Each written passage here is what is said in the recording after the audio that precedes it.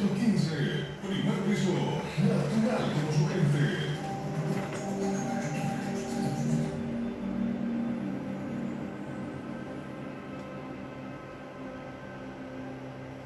Y ahora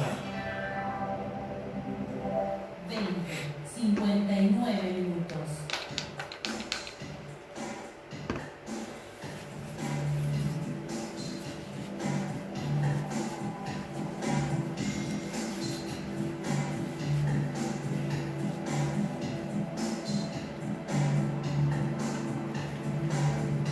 Bueno, muy buenas noches, querido Ituzaingó.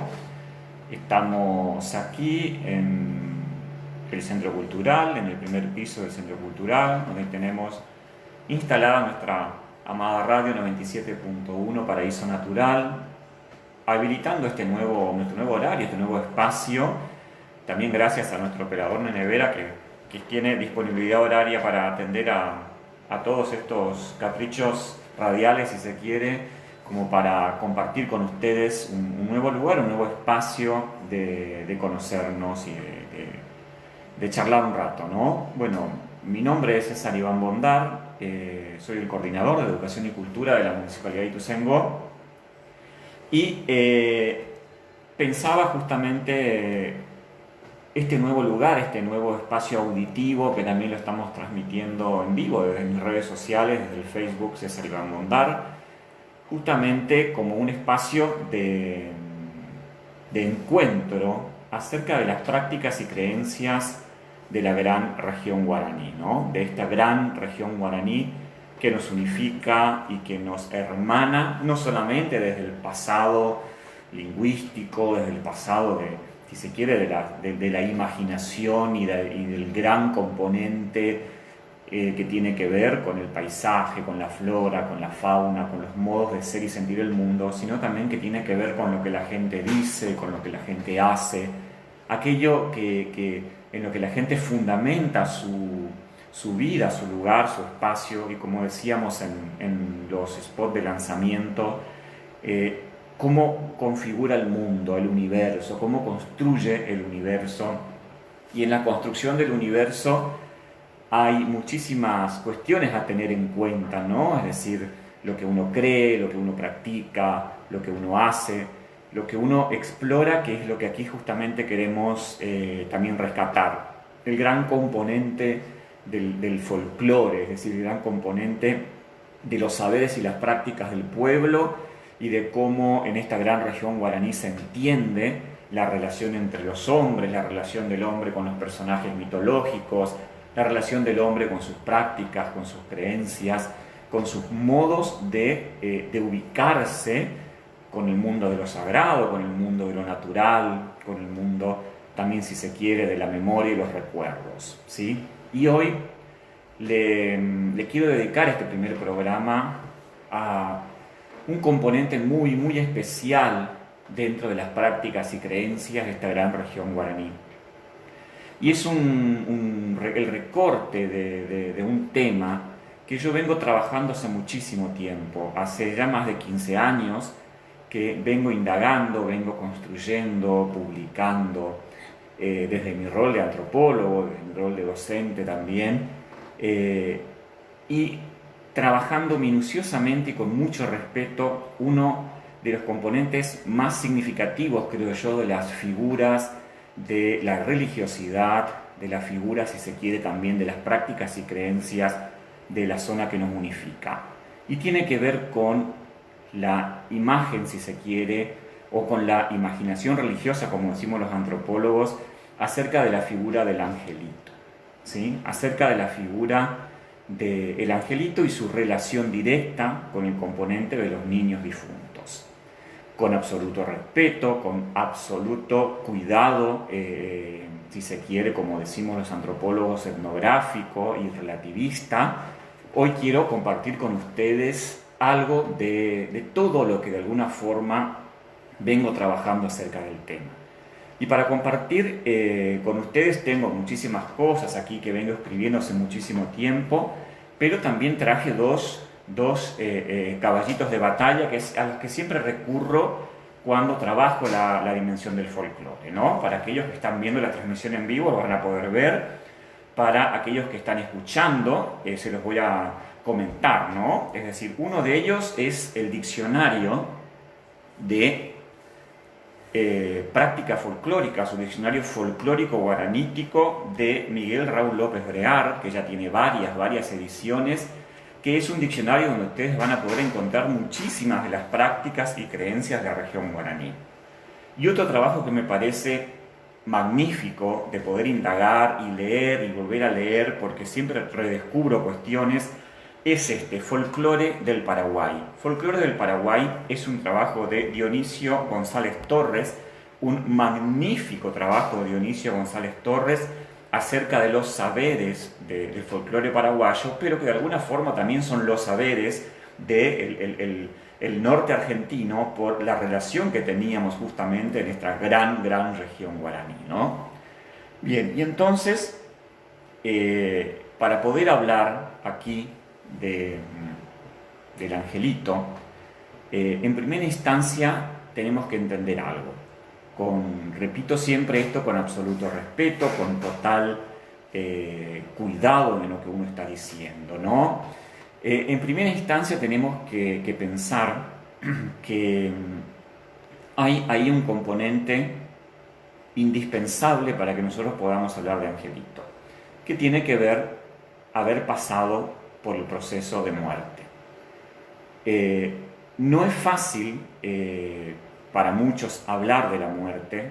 Yo hace mucho tiempo que lo vengo haciendo, entonces para mí es más fácil, es más llevadero, ¿no? Entonces lo que tenemos que entender, y lo voy a decir de forma muy sencilla, muy coloquial, muy entendible, es que la muerte no es solamente un acontecimiento biológico, sino que en el ser humano también tenemos que tener en cuenta el componente de la cultura, tenemos que tener en cuenta el componente de la construcción cultural, de la construcción social, ¿sí? Es decir, cuando alguien fallece, cuando alguien muere, no lo hace solamente físicamente, sino que hay todo un entorno social, todo un entorno cultural que le da sentido a eso que acaba de suceder, ¿sí? A ese acontecimiento. Por ejemplo, no es lo mismo fallecer, no sé, en la Edad Media, o fallecer en el siglo XIX, o fallecer actualmente. Tampoco es lo mismo morir, por ejemplo, medicalizado en una situación hospitalaria, que morir en la casa, por ejemplo, como una antigua práctica que estaba muy presente entre nuestros abuelos, por ejemplo, ¿no? Tampoco es lo mismo el fallecimiento de un anciano, de un joven, de un adulto, o el fallecimiento de un niño. Obviamente que todos pasamos por la cesación definitiva de la vida biofísica, pero la cultura, la sociedad y el tiempo lo van a construir de forma diferente, ¿sí? De forma diferente. Y es ahí donde tenemos que pararnos nosotros, es decir, ¿qué hace diferente, qué hace especial y qué hace particular la muerte de un niño, ¿sí?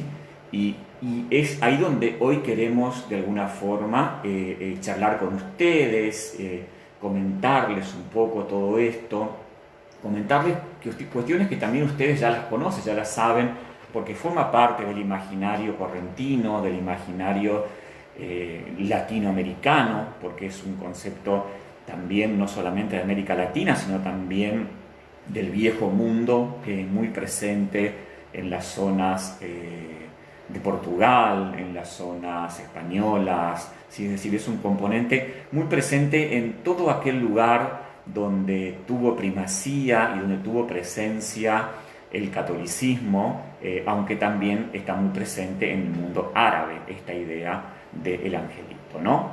Bueno, pero entonces, esta situación de muerte, que es muy compleja, donde las personas necesitan un acompañamiento, una escucha, una forma de mirar, una forma de ver y de comprender por lo que se está pasando, es muy especial cuando se trata de un niño. Y es aquí donde yo me quiero detener, ¿no?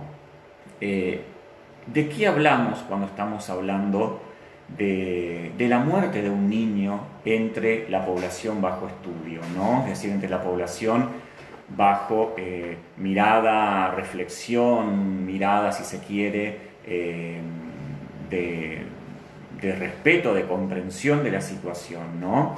Es decir, ¿de qué estamos hablando cuando estamos hablando de la muerte de un niño, ¿no? Y esta muerte es explicada e interpretada partiendo de múltiples premisas, de múltiples significados, múltiples formas de entenderlo. Pero hay algo que unifica todas estas interpretaciones. Y acá es como donde casi no va a importar mucho la afiliación religiosa a la cual yo adhiera. Por ejemplo, es creencia generalizada en toda la zona, en toda la gran zona guaraní, si se quiere, pero también a lo largo de América Latina, pensemos en América Latina en primera instancia, que el niño al fallecer y al no tener pecados ni mortales ni veniales, y habiendo sido librado del pecado original por medio del bautismo o por medio de su equivalente, por ejemplo, su equivalente en el mundo católico sería el agua del socorro, habiendo sido liberado del pecado original, este niño, el alma de este niño, regresa a lo que dentro del esquema de las creencias se conoce como el tercer cielo. ¿Qué es el tercer cielo? Y acá es donde yo me tengo que ir a la tradición judeo-cristiana. Y en la tradición judeo-cristiana, el mundo, el cosmos, está ordenado y se organiza en niveles crecientes de complejidad y de abstracción, ¿sí? Y también son niveles crecientes de sacralidad, que algunos están más cerca de lo humano y otros más lejos de lo humano. En algunas narrativas se identifican hasta, por ejemplo, 7 cielos. Pero en esta identificación con los estudios más recientes, se presupone que el alma del angelito regresa al tercer cielo. Entonces, imagínense una suerte de esferas que envuelven la una a la otra, ¿no? Es decir, un primer cielo, un segundo cielo y un tercer cielo, como si fueran círculos uno adentro de otros, ¿no? Entonces, en el primer cielo estaría, de alguna forma, estaría aquí representado por lo que va a contener toda la atmósfera, es decir, hasta donde, fíjense, es interesante, hasta donde pueden volar las aves, hasta lo que yo puedo observar a simple vista, ¿no? El segundo cielo, en cambio, sería la contención del universo, es decir, el universo que contiene la Tierra, por ejemplo, y es hasta este cielo donde el hombre puede ambicionar experimentalmente, dicen los textos sagrados. Es hasta el segundo cielo donde el hombre puede ambicionar llegar, ¿no? Y siempre estoy hablando acá de los textos sagrados, ¿no? Entonces, en los textos sagrados dice, pero de alguna forma existe un tercer cielo desde donde Dios ha dirigido la creación de los otros cielos. Y en este tercer cielo van a morar, van a vivir los ángeles, los seres celestiales y toda aquella figura que de alguna forma va a gozar de lo que se llama visión beatífica. Y la visión beatífica es la visión de Dios, la posibilidad de ver a Dios. Y fíjense que acá es muy interesante porque los niños difuntos tienen la facultad de regresar al tercer cielo. Es decir, luego del fallecimiento de un niño, es creencia generalizada que el alma del niño regresa al tercer cielo, junto a los ángeles, a los beatos y a los santos, y posee visión de Dios. Y es ahí donde el niño difunto se constituye como un protector, como un abogado, se constituye como una figura muy significativa en el esquema de la vida de la gente, porque éste puede rogar, puede interpelar a Dios por sus dolientes que quedaron aquí en el mundo de los vivos. Esa es una figura muy fuerte en el sistema de creencias si se quiere, del mundo de América Latina, del mundo vinculado a esta figura del angelito, ¿no? De esta forma, hay una clasificación muy compleja, una clasificación muy compleja de qué se entiende por angelito, ¿no? En estos 15 años que estuve trabajando y que sigo trabajando con familiares y con madres que han perdido a sus hijos, que las acompaño, que las entiendo, que trato de comprenderlas y escucharlas, porque es una situación muchas veces muy incomprensible, es incomprensible, y el dolor, es también imposible de ser explicado, ¿no? Entonces lo que nosotros vamos a tener, por ejemplo, son aquellos angelitos que son clasificados dentro de lo que yo llamé los ángeles bebés, que son los niños que fallecen al poquito tiempo de nacer, pero también están aquellos fallecimientos de niños de forma intrauterina, también están aquellas situaciones donde los niños fallecen, por ejemplo, por abortos naturales. Entonces, estas figuras de fallecimientos intrauterinos, de abortos naturales, de los nenitos que fallecen a muy poco tiempo de nacer, son los angelitos bebés, ¿no? Y después también me contaban las señoras del lugar, las madres, las personas con las cuales venía charlando hace mucho tiempo, que después también tenemos, obviamente, aquí a una figura que aparece muy relatada en el diccionario folclórico guaranítico de Miguel López Brear, que es el famoso ángel loro, ¿no? El ángel loro es aquel niño que todavía no aprendió a hablar, que no sabe distinguir entre las buenas y las malas acciones, y lo único que hace es repetir por ahí lo que escucha, pero no sabe si está haciendo cosas buenas o malas. Y algunos dicen, bueno, el ángel loro es aquel niño que podemos hablar, por ejemplo, hasta los 4, 5, 6 años de vida, ¿no? Y después estaría ya el ángel niño, ¿no? Es decir, en algunas zonas rurales, alejadas, o también en tiempos más lejanos, si se quiere, hacia el pasado, el angelito podía ser el niño también hasta los 8, 9, 10 años, 11 muchas veces si eran niñas, y que también eran considerados como angelitos, ¿no? Es decir, tenemos al ángel bebé, al ángel niño, al ángel loro, como una gran clasificación en esta idea del mundo, si se quiere, de lo sagrado y el mundo de los muertos, vinculado a los angelitos. Pero todos ellos, al pasar por la situación de muerte biofísica, regresan a este tercer cielo, donde poseen esa visión de Dios, esa visión beatífica, que los convierte en mediadores entre los familiares que quedaron aquí en la tierra y ellos que se encuentran directamente al lado de Dios, ¿no? Bien, entonces la muerte de un niño en una comunidad, en una familia, desencadena un sinnúmero de prácticas que son absolutamente distintas a las prácticas que se hacen o que se llevan adelante ante la muerte, por ejemplo, de un adulto. Y una de las prácticas más conocidas, más difundidas, y que para algunos quizás ya ha desaparecido, pero yo puedo dar precisión y precisión de dato, que esa práctica sigue vigente, con transformaciones, pero muy vigente, que es la práctica del velorio del angelito, ¿no?